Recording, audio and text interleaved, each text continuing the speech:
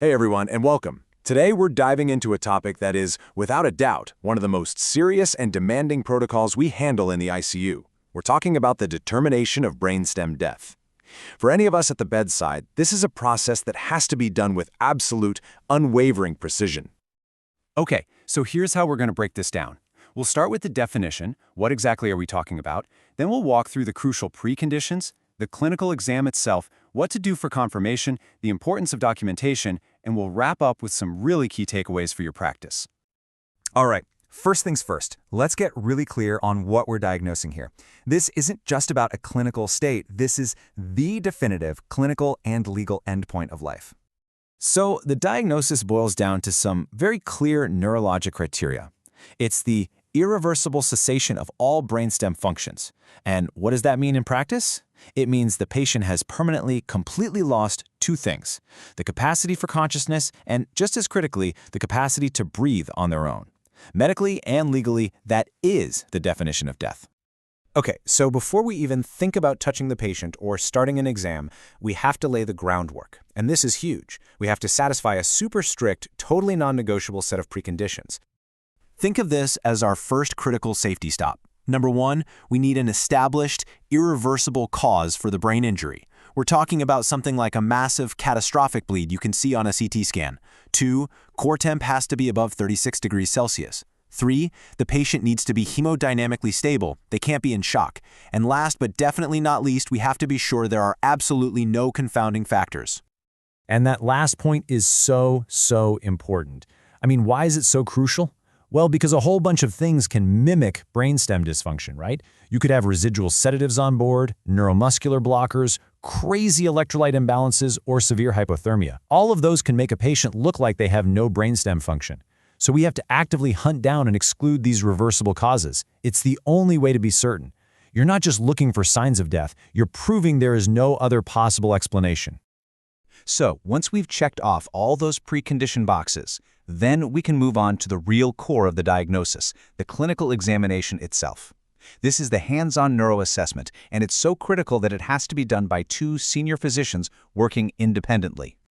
And this exam is really built on 3 fundamental pillars. And you need all 3. You can't have 1 or 2, it has to be all 3. First, a state of deep coma. Second, the complete absence of brainstem reflexes. And third, a positive apnea test, which is how we confirm that the drive to breathe is gone. Let's start with the coma. When we say deep coma here, we're not just talking about being unresponsive. For this protocol, it means there is 0 motor response, not a flicker, not even a grimace, nothing. And that's in response to a deep, centralized painful stimulus, like pressure on the supraorbital notch or a really firm nail bed squeeze. Okay, next up we go through the brainstem reflexes, one by one, and each of these tests a specific cranial nerve pathway. So, what are we looking for? We check the pupils with a bright light. They have to be fixed, totally non-reactive.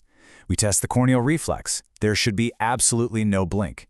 Then, we assess the oculocephalic and oculovestibular reflexes. You know, the doll's eyes and cold calorics. And finally, we check for gag and cough reflexes, right down the ET tube. And the key here? Every single one of these has to be completely absent. And that brings us to the apnea test. Now, this is a high-stakes procedure, no doubt about it, and it has to be done with incredible precision and a huge focus on safety. So here's the drill. First, you pre-oxygenate with 100% O2 to really load them up. Then you disconnect from the vent, but you continue to provide passive oxygen down the tube. The whole time you're watching like a hawk for any sign of breathing effort, while keeping a close eye on their SATs and stability. After the target time, which is usually around 8 to 10 minutes, you get your ABG and then you immediately get them back on the ventilator. So what are we looking for to call this test positive? It's a 2-part answer. First, you saw absolutely no respiratory effort during the test, none. And second, that final ABG you drew shows a PaCO2 that has risen to 60 millimeters of mercury or higher, or has risen by at least 20 from your baseline.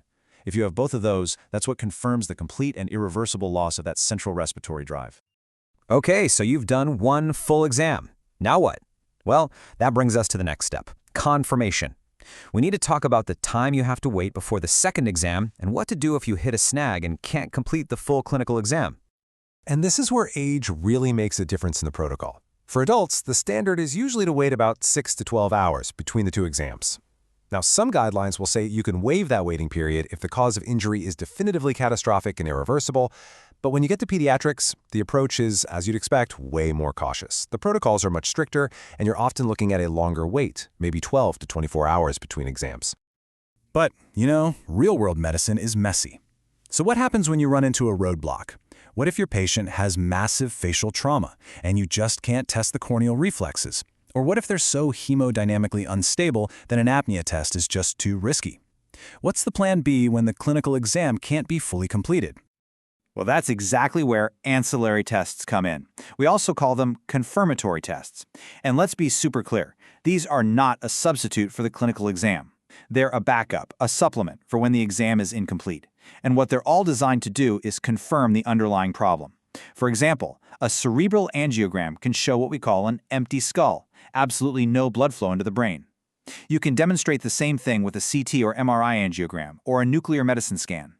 An EEG can also be used to show electrocerebral silence, a totally flat line, though that's not used as much these days. Okay, so let's say all the clinical criteria are met. We're now at the final, and I'd argue equally critical steps. This is about documentation and communication, the paperwork and the people. Now, this is a really important detail, and it's a common point of confusion, so let's be crystal clear. The legal time of death is not when the patient was injured. It's not when the first exam was done. The time of death is the exact time that the criteria are met at the completion of that second clinical exam. That's the time that goes on the certificate, and it has to be documented perfectly. And the clinical rigor is one half of the coin. The other half is the human element. It is just as important. We have to be able to give the family a clear, honest, and compassionate explanation of what brain death means. This is absolutely the time to get palliative care or your ethics teams involved to support everyone. It's also when the conversation about organ donation might happen, if it's appropriate. And through all of this, we have to respect the family's cultural and religious beliefs. All right, let's bring it all home. I want to do a quick rapid-fire review of the most critical takeaways, the things you absolutely need to remember for your practice. Look, if there's one single thing you take away from this entire explainer, please let it be this. Brainstem death is a clinical diagnosis. Yes, imaging is crucial for establishing the cause of the injury, but the actual declaration of death, that rests on your two hands on your thorough clinical examination at the bedside, period.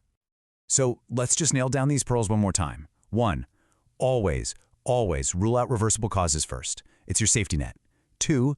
The apnea test is absolutely essential. It's the cornerstone unless there's a major contraindication. 3. 2 exams are better than 1. That serial assessment gives you so much more certainty.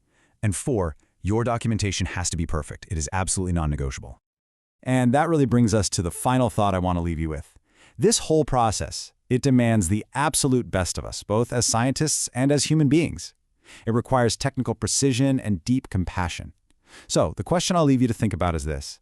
In your own ICU, in your day-to-day practice, what systems do you have in place to make sure this incredibly complex protocol is followed with both clinical rigor and human compassion every single time?